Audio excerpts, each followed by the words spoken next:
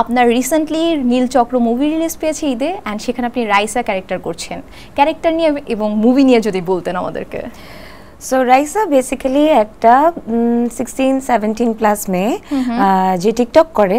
So TikTok করতে করতে ওর ফেমটা ওর নেশা ওর কাছে এত হয়ে যায় যে ও ওইটা ছাড়া ফ্যামিলিকে টাইম দেয় না, কিছু না।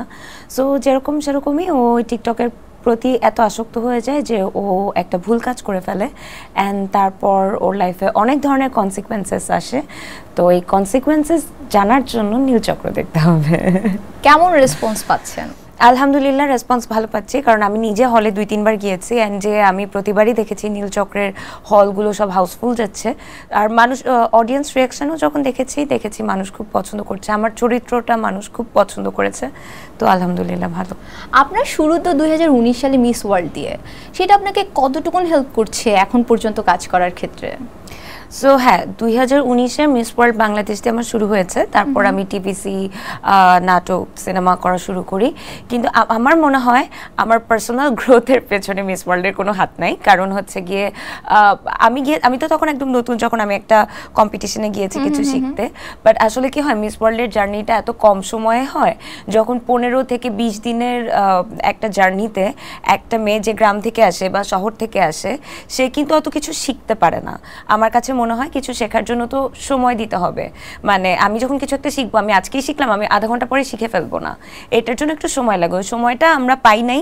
তো মিস ওয়ার্ল্ড থেকে আমার খুব একটা লাভ হয় নাই। আমার যতটুকু গ্রোথ হয়েছে সেটা আসলে আমি কাজ করতে করতে আস্তে আস্তে আমার হয়েছে। আচ্ছা, আপনার পড়াশোনার যে জায়গা, উচ্চশিক্ষা আপনি করেছেন হলো আন্তর্জাতিক সম্পর্ক নিয়ে। মানে আমি দেখেছি আপনি নাকি খুব পড়াশোনা করেছেন, দিনে 20 ঘন্টাও পড়াশোনা করেছেন। এত স্টাডিয়াস একটা মেয়ে কিভাবে মিডিয়ায় আসা হলো?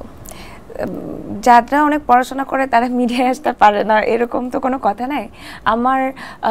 আমি ছোটবেলা থেকে অভিনয় করতে চাইতাম, আমি মিডিয়ায় কাজ করি। কিন্তু এর মানে এই না যে আমি আমার পড়াশোনাটা শেষ করব না। আমি চাইতাম আমি আমার পড়াশোনার সেক্টরেও ব্যস্ত থাকি, আমি আমার কাজের সেক্টরেও ব্যস্ত থাকি।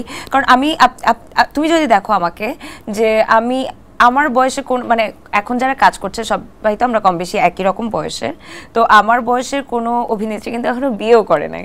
তো আমার যেটা হয়েছে যে আমি পড়াশোনা করবো, আমি সেখানেও একটা জায়গা করতে চাই, আমি কাজ করব সেখানে আমি আমার একটা জায়গা করতে চাই। এর মানে এই না যে আমার কোনো পার্সোনাল লাইফ থাকবে না, আমার এর বাইরে আর কিছু নাই। সো আমি আমার পার্সোনাল লাইফেও একটা জায়গায় যেতে চাই, যাতে 10 বছর পর 15 বছর পর আমার যখন মনে হবে যে এখন আমি কাজ করব না, বা আমি এখন এটা করতে চাই না, সেটা করতে চাই না, তখন আমার একটা ফ্যামিলি থাকে। অ্যাটলিস্ট আমি একা না হয়ে যাই যে এখন আর আমার কিছু করার নেই, আমার কেউ নাই। সো আমার হাজব্যান্ড থাকবে, আমার বাচ্চা কাচ্চা থাকবে। সো দিন শেষে আমি আসলে সবই একটু একটু করে সবকিছু আমার জীবনে চাই।